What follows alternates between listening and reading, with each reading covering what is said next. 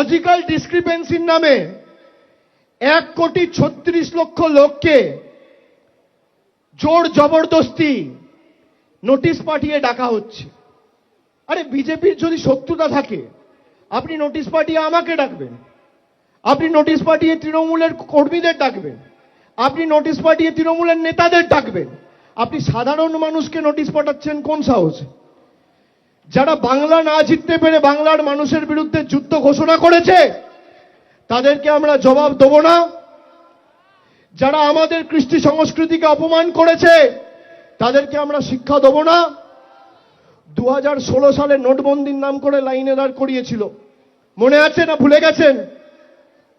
নোটবন্দির নাম করে যারা লাইনে দাঁড়িয়েছিলেন মনে আছে না ভুলে গেছেন? আবার 10 বছর পরে 2026 এসআইআর এর নাম করে লাইনে দাঁড় করিয়েছে, মনে আছে? মনে থাকবে? আগামী নির্বাচনের দিন শেষবার একবার লাইনে দাঁড়াবেন, তারপর আমাদের এখন 2027-এ কোনো নির্বাচন নেই, 28-এ আবার পঞ্চায়েত।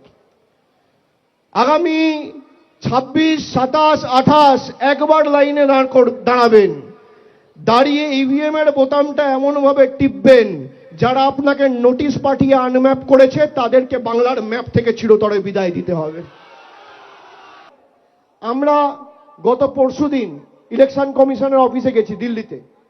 আমি জ্ঞানেশ কুমারকে বলেছি কত বাংলাদেশি বাংলা থেকে বাদ দিয়েছে আপনি তালিকা প্রকাশ করুন। করতে পারবেন? করতে পারবেন? তালিকা প্রকাশ করতে পারেন। উল্টে আমার দিকে আঙ্গুল তুলে কথা বলছিল যারা সাংসদরা ছিল। আরে আপনি মনোনীত, আমরা নির্বাচিত, আমাদের মানুষ ভোট দিয়ে পাঠিয়েছে, আপনাকে আপনার প্রভুরা চিঠিতে সই করে নোটিফিকেশন ইস্যু করে পাঠিয়েছে, দুটোর মধ্যে পার্থক্য রয়েছে। আপনি কার উপর আঙ্গুল তুলে কথা বলছেন?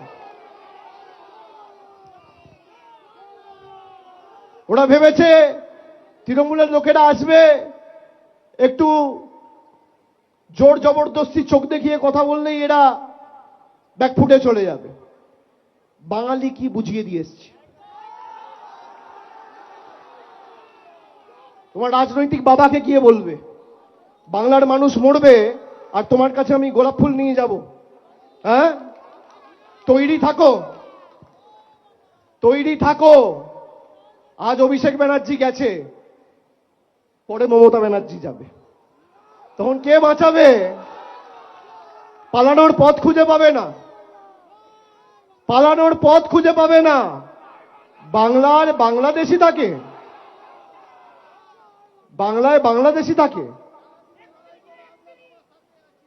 তাহলে কাশ্মীরে কি করে পেহেলগামে 26 জন পর্যটক মারা যাচ্ছে? দিনের আলোয় জঙ্গিরা গুলি করে একদম ঝাঁঝরা করে মেরে দিচ্ছে, স্বরাষ্ট্রমন্ত্রী ঘুমাচ্ছে, কেন্দ্রীয় সরকার ঘুমাচ্ছে।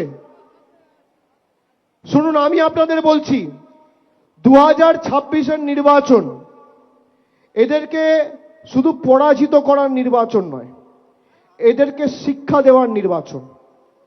একটা হয় নির্বাচিত করার জন্য নির্বাচন, আর একটা হয় শিক্ষা দেওয়ার নির্বাচন। দক্ষিণ 24 পরগনা জেলার কোন আসনে তৃণমূলের জয়ের ব্যবধান যেন 50,000-এর নিচে না হয়, আপনাদের সুনিশ্চিত করতে হবে।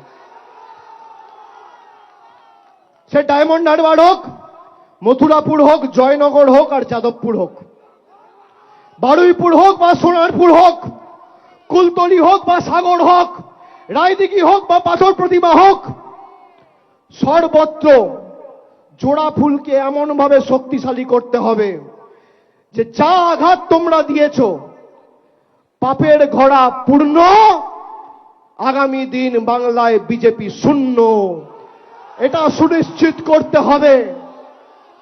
বাংলার উপর হামলা, বাংলার উপর আঘাত, বাংলার উপর মার, বাঙালিকে কষ্ট দেওয়া, প্রাণে মারা।